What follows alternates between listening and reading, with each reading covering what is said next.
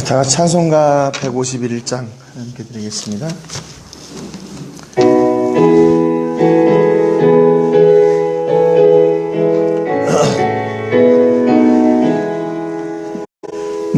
만왕의 왕 내 주께서 외고 초당했나 이 벌레 같은 날 위에 그 보혈을 렸네.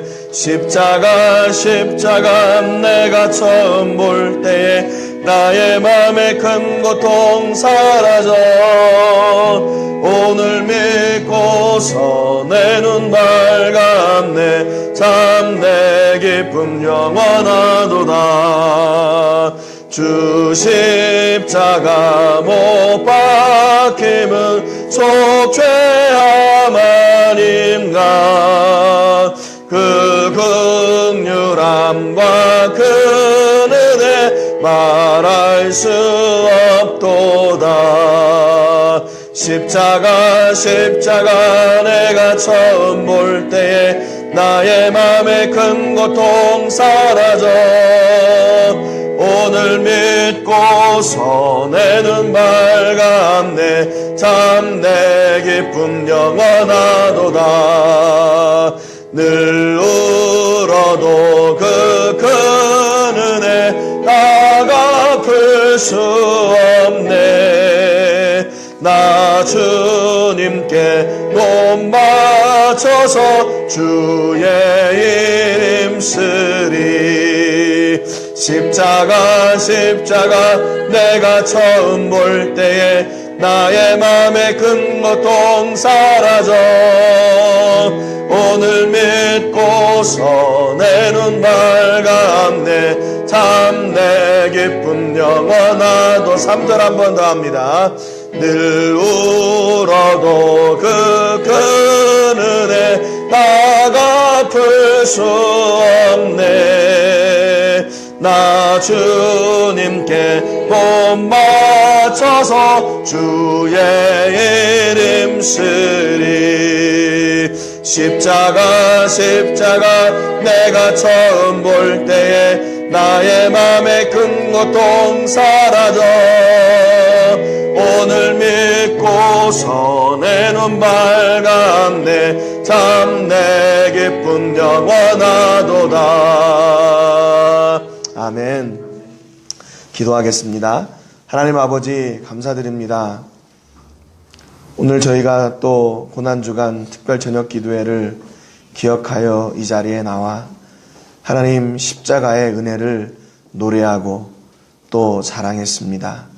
하나님 그 예수님의 십자가의 은혜, 아버지 그로 말미암아 우리가 가지고 있었던 죄의 짐이 씻겨지고 또 그 은혜로 살며 또 그 은혜를 누릴 때 하나님 아버지께서 매 순간 우리와 함께 해주셔서 우리가 지고 있던 이 생의 짐들을 하나님께서 대신하여 지어주시고 우리로 하나님의 나라와 그 영광을 위해 힘쓰고 애쓸 수 있는 아버지 귀한 은혜 주셔서 감사합니다.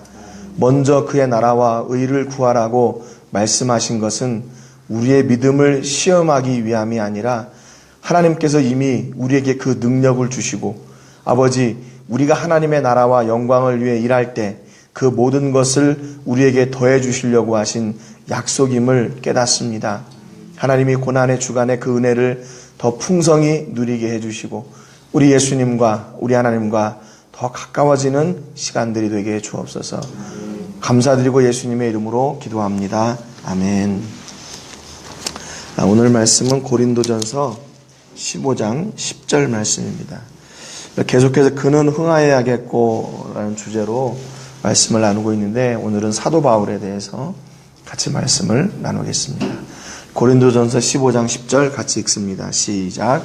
그러나 내가 나 된 것은 하나님의 은혜로 된 것이니 내게 주신 그의 은혜가 헛되지 아니하여 내가 모든 사도보다 더 많이 수고하였으나 내가 한 것이 아니요 오직 나와 함께 하신 하나님의 은혜로라. 아멘. 신약에서 또 성경 역사 가운데 저 위대한 선생님 또 스승을 한번 손꼽아 보라면 바울을 꼽기에 주저하지 않겠죠. 바울은 그만한 어떤 자격이 있고 또 우리가 볼 때 바울은 어떤 그만한 능력이 있는 그런 분이었다는 것을 다 알 수 있죠. 그런데 정작 그 바울 자신의 고백은요, 우리가 생각하는 것하고는 조금 다른 고백을 드리고 있습니다. 여기 그 15장 10절 그 앞에 보면은 15장 8절에 뭐라고 얘기하냐면 맨 나중에 15장 8절 맨 나중에 만삭되지 못하여 난 자 같은 내게도 보이셨다. 그렇게 고백하고 있어요. 바울은 얼마든지 칭송을 받기에 또 그가 했던 그 사역들, 그 노력들 그거를 이렇게 인정받기에 전혀 부족함이 없는 사람임에도 불구하고 그는 자신을 만삭되지 못해서 난 자 같은 나다. 그렇게 고백을 했습니다. 근데 그런 자가 15장 9절에 보면 나는 사도 중에 가장 작은 자다. 그렇게 고백을 하고 있거든요. 그럼에도 불구하고 바울이 자기가 이렇게 그 일들을 할 수 있었던 이유는 어디에 있나? 오늘 본문 읽었던 10절에 오직 나와 함께 하신 하나님의 은혜다. 그렇게 고백을 하는 겁니다. 보통 우리가 성공의 이유가 뭡니까? 그러면 나는 원래부터 성품이 그렇습니다. 아니면 내가 배운 배경이 그렇습니다. 또 아니면 나와 함께한 사람들이 어떻습니다. 어떤 그런 성공의 외부적인 조건들을 막 찾게 되는데 바울은 당신이 당신된 이유가 뭡니까? 라는 그 질문에 또 자기 자신의 고백은 뭐냐면 오직 나와 함께 하신 하나님의 은혜입니다. 그렇게 얘기해요. 여러분, 은혜라는 것은 우리가 눈으로 볼 수 없는 거잖아요. 그런데 바울은 눈에 보이는 것으로부터 어떤 조건을 찾은 것이 아니라 눈에 보이지 않는 그 하나님의 은혜가 나와 함께 하셨습니다. 그렇게 고백을 하는 거죠. 그래서 만삭되어 나지 못한 자 같은 나 같은 사람, 또 사도 중에 가장 작은 나 같은 사람, 그런 사람을 하나님이 들어서 하나님의 은혜로 내가 이렇게 되었습니다 라고 고백을 하는 거죠. 고린도 후서 5장 13절에 보면 바울이 자신을 뭐라고 고백하냐면 우리가 만일 미쳤어도 하나님을 위한 것이요 정신이 온전하여도 너희를 위한 것이니 그랬습니다. 자기를 하나님의 영광을 위해서 미친 사람이다 이렇게 얘기합니다. 하나님의 영광을 위해서 미친 사람. 그러니까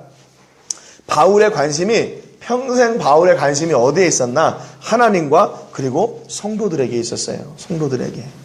그것이 바울이 전심전력할 수 있는 전부였어요. 목적이고 목표였습니다. 그래서 우리가 만일 미쳤어도 하나님을 위한 것이요. 이 말은 무슨 얘기냐면 사람들이 주변에 있는 사람들이 바울을 보고 그런 이야기를 한 거예요. 저 사람 미친 사람 아니야? 그렇죠? 예수님이 성전을 그렇게 성결케 하실 때 많은 사람들이 그랬잖아요. 당신 미친 거 아니냐고. 성전을 사흘 만에 짓겠다고? 사람들이 다 조롱했잖아요. 근데 바울도 역시 그의 삶을 보고 미쳤다고 어떻게 저럴 수가 있냐고 그렇게 얘기를 하는 거죠. 그런데 바울은 내가 미쳤어도 하나님을 위한 것이고 내가 정신을 온전해도 내가 너희 성도들, 그 교회의 성도들을 위한 것이다. 그러나 자기가 어떤 오해나 또는 어떤 편견이나 이런 거에 주저하지 않고 그 하나님을 향한 그 믿음의 길을 끝까지 달려가겠다. 그런 결단이죠. 세 번째 디모데전서 1장 15절에 보면 바울 자신을 뭐라고 얘기합니까? 죄인 중에 내가 괴수다. 그렇게 얘기해요. 이쁘다 모든 사람이 받을 만한 이 말이요. 그리스도 예수께서 죄인을 구원하시려고 세상에 임하셨다 하였도다. 죄인 중에 내가 괴수니라. 그 얘기는 결국 나 같은 자도 그 하나님의 은혜로 말미암아 내가 구원을 얻게 됐다. 내가 그분이 아니면 나는 정말 이렇게 죄인 중에 괴수와 같은 그 자리에 나는 있었을 것이다. 그런 고백을 하게 되는 거죠. 네 번째 갈라디아서 2장 20절에 보니까 내가 그리스도와 함께 십자가에 못 박혔나니 나는 그리스도와 함께 십자가에 못 박힌 사람이다. 그렇게 얘기합니다. 그러니까 자기가 가지고 있는 어떤 세상적인 거, 또 자기가 자랑하고 싶은 거, 또 자기가 붙들고 싶은 거, 자기가 드러내고 싶은 거, 그걸 다 십자가에 못 박았다. 그렇게 얘기해요. 그런즉 이제는 내가 사는 것이 아니요 오직 내 안에 그리스도께서 사시는 것이라. 이제 내가 육체 가운데 사는 것은 나를 사랑하사 나를 위하여 자기 자신을 버리신 하나님의 아들을 믿는 믿음 안에서 사는 것이다. 바울은 늘 자기 자신을요 이렇게 점검했어요. 내가 무엇 때문에 사는가? 나는 무엇으로 사는가? 나는 무엇을 위해 사는가? 늘 자기 자신을 점검하고 그것을 정의했어요. 이게 참 대단한 것 같아요. 그래야만 내가 삶을 살아가다가 흔들리지 않을 수가 있는 거죠. 내가 지금 어디만큼 왔나? 인생을 살아가면서도 그렇잖아요. 내가 지금 신앙생활을 잘하고 있나? 근데 가끔 우리가 그동안의 어떤 쌓아온 경력, 아니면 내가 신앙생활을 지금 10년 했고 20년 했다는 그런 막연한 그런 배경을 가지고 있는 것 때문에 오늘 내가 어디에 있는지를 확인하지 못하는 경우가 참 많이 있어요. 그게 결국에는 뭐냐면 내가 그 자리에 그냥 앉아서 도태되어 가고 있는 거죠. 하나님을 향해서 내가 계속 방향을 추적하고 하나님을 따라야 되는데 내가 어제도 이만큼 왔었고 내가 작년에도 왔었고 재작년에도 왔었으니까 오늘도 왔겠지. 물론 성령의 은혜는 계속 우리를 그 온전한 구원을 향해서 이루어 가시는 것은 맞는 이야기죠. 그런데 우리가 바울도 이렇게 자기 자신을 늘 점검하고 확인하고 정의했다면 우리 자신들도 역시 마찬가지죠. 교회의 일도 그렇고 우리의 사역의 일들도 그렇고 우리의 신앙도 그렇고 무엇이든지 매 순간 우리 자신들을 확인해야 돼요. 그래서 그 자리가 만약에 하나님께서 원하시는 자리에 지금 비껴나 있다. 그러면 빨리 그 길을 수정하고 돌아가는 거죠. 그래서 바울도 늘 고백하는 것은 내가 그리스도와 함께 십자가에 못 박혔다. 그래서 나는 이제 믿음 안에서 그 믿음으로 말미암아 산다. 그게 늘 바울이 점검했던 그 신앙의 고백이었어요. 다섯 번째, 바울은 빌립보서 1장 18절에 그러면 무엇이냐 거칠애로 하나 참으로 하나 무슨 방도로 하든지 전파되는 것은 그리스도니 이로써 나는 기뻐하고 또한 기뻐하리라 그랬습니다.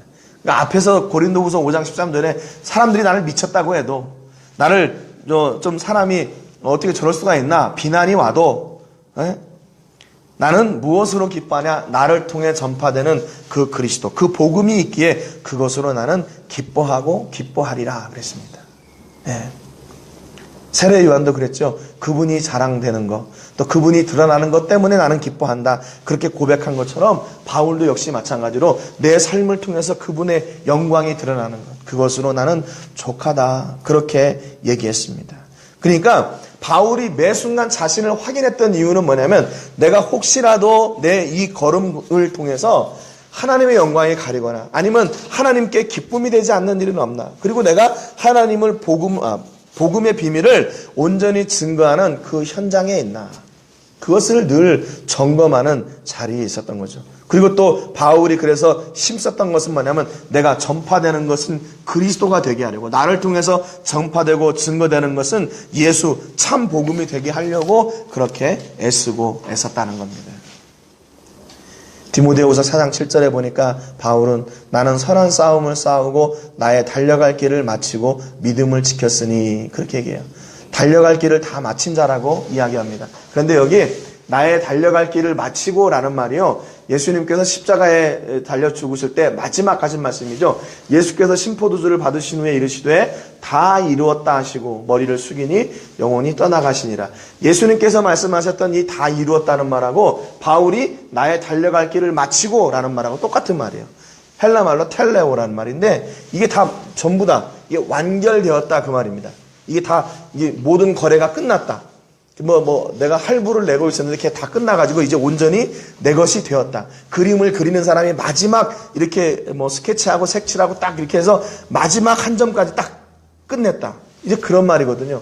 그러니까 바울이 예수님이 십자가에서 하셨던 내가 다 이뤘다라고 하신 그 말씀을 바울 자신도 그렇게 고백할 수 있었어요.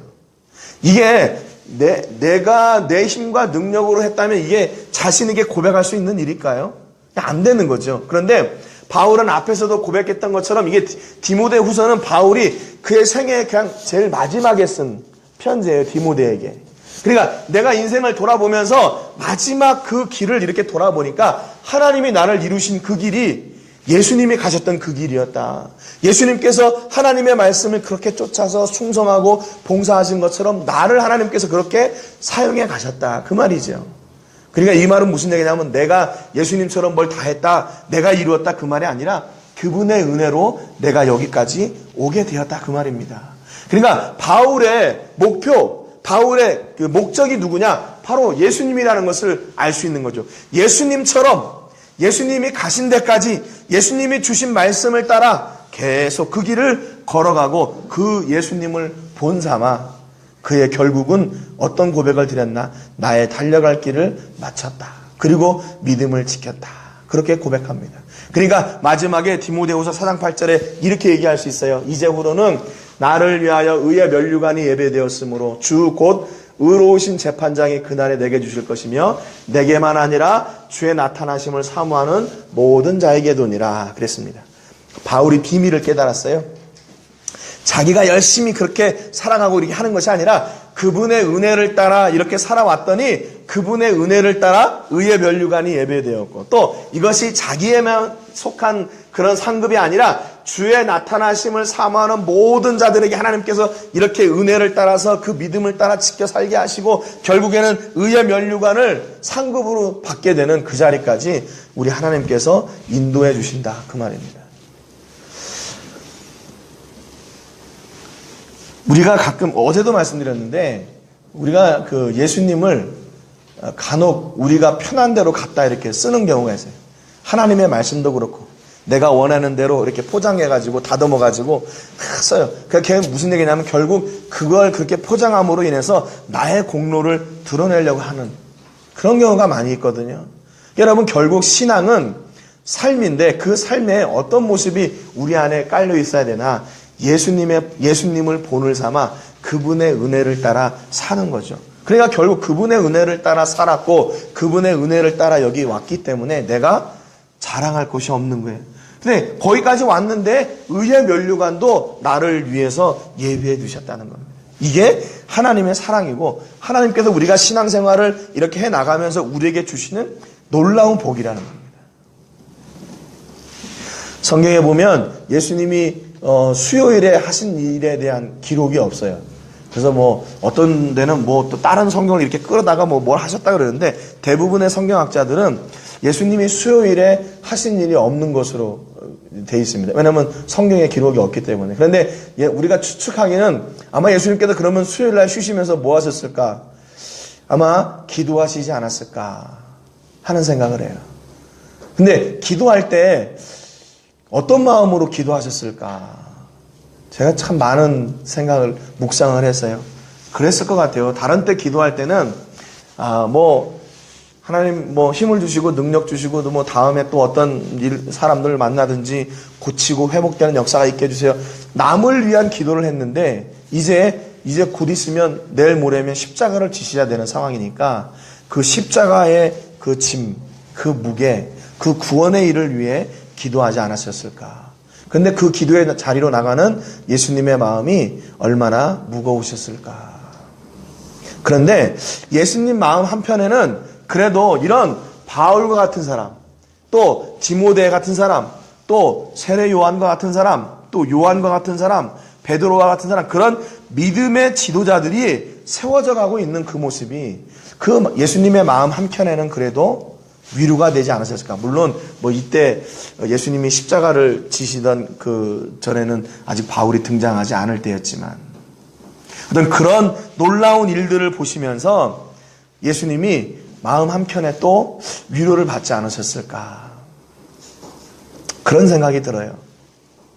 그래서 제가 이 고난주간을 이렇게 보내면서 하나님 앞에 그런 기도를 드렸습니다. 하나님, 이제는 우리가 예수님을 위해서 좀 뭔가 해드리는 일이 있어야 되지 않을까. 그런데 그것이 내 힘과 능으로 되는 게 아니라 결국 하나님의 은혜로 또 되는 것이기 때문에 이 고난의 주간에 하나님의 은혜를 더 깊이, 그 십자가의 은혜를 더 깊이 내게 주시고 내가 그 위로와 그 은혜로 이 고난의 주간을 잘 세워나가는 그런 은혜가 있게 해주세요. 제가 그렇게 기도를 합니다.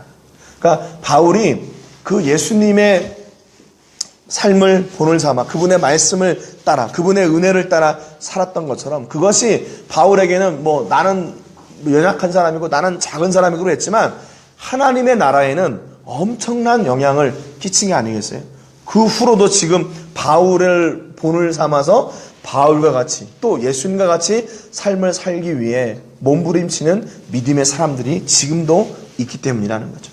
그래서 여러분, 이 고난주간을 통해서 우리가 이제는 예수님의 마음 한켠에 우리가 예수님에게 위로가 되어드리는 그런 믿음의 사람들이 되시기를 주님의 이름으로 축복합니다. 그래서 바울과 같이 예수님을 본을 삼아 달려갈 때 마지막 그 자리에서 나를 위해 예비된 그 의의 면류관이 우리 앞에 있다는 것을 기억하시기를 바랍니다. 지금 우리가 금요일 날 저녁에는 그 영화를 한 편 보려고 그래요. 라이즌이라는 영화인데, 예수님이 부활하시 십자가에 죽으시고 부활하신 뒤에 예수님이 그 무덤에서 부활하셔서 빈 무덤이 있잖아요. 근데 그때 이제 로마 병병들이 거기를 지키고 있다가 바리새인들이나 그 제사장들의 청을 받아가지고 거짓말하죠. 예수님의 제자가 와서 가져갔다. 근데 거기에 이제 그 로마 군대에 한 100부장 정도 되는 것 같아요. 그 사람이 등장을 하는데, 이 사람이 딱 그 현장을 보면서 이게 거짓말이라는 거 알아요. 그 병병들이 얘기하는 게 거짓말이라는 거 알아요. 그래서 이 실체를 찾기 위해서 이렇게 쭉 쫓아가는 이제 그 로마 군인의 시선으로 예수님을 찾아 나서는, 이게 실제이냐 아니면 이게 거짓이냐 라는 걸 찾아가는 그런 시선으로 그린 영화인데, 좀 우리가 같이 보면서 우리가 성경에 기록된 것을 눈으로 또 보고 또 기록되지 않은 부분들을 또 우리가 또 한번 이렇게 생각해보는 그런 시간이 되었으면 좋겠습니다. 그래서 여러분, 이번 고난 주간에 바울과 같이 그런 고백을 드렸으면 좋겠어요. 내가 달려갈 길을 다 마친 뒤에 내가 예수님처럼, 내가 예수님 본을 삼아 이렇게 살았습니다 라는 그런 고백을 드리는 은혜가 있기를 바랍니다. 오늘 기도 제목은 3가지입니다. 첫 번째는 예수님께 모든 영광을 올려드리는 바울과 같은 믿음을 주시기를 위해서, 매일 나는 죽고 예수님만 사시는 그런 고난의 주간이 되게 해주시기를 위해서, 믿음의 경주를 다 이루는, 예수님처럼 다 이루는 저희가 되기를 위해서 이렇게 기도하시기를 바랍니다. 제가 먼저 기도하고 같이 기도하겠습니다. 하나님 아버지, 감사드립니다.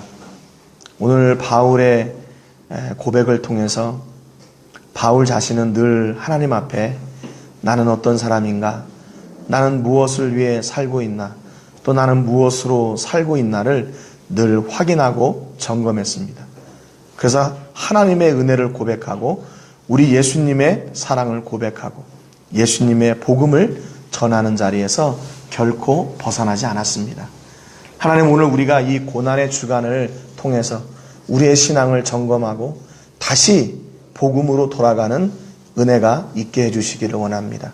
아버지, 우리의 뜻대로 살았더라면 다시 그 길에 돌아서서 말씀 위에 서게 해주시고, 우리의 영광을 위해 살았더라면 이제 다시 예수님의 영광을 위해, 하나님의 영광을 위해 그 자리를 돌아서게 하여 주시옵소서. 그래서 마침내 내가 믿음의 경주를 다 달렸다 고백할 수 있는 그런 복과 은혜가 넘쳐나게 하여 주시옵소서. 오늘 우리 함께하는 식구들을 기억해 주시고, 이 고난의 주간에 이 은혜와 복음과 믿음을 회복함으로 말미암아 하나님께서 예비하신 복을 누리는 그런 귀한 복이 넘치게 하여 주옵소서. 함께 기도할 때에도 주님 들어주시고 응답하여 주실 것을 믿고 감사드리며 예수님의 이름으로 기도합니다. 아멘.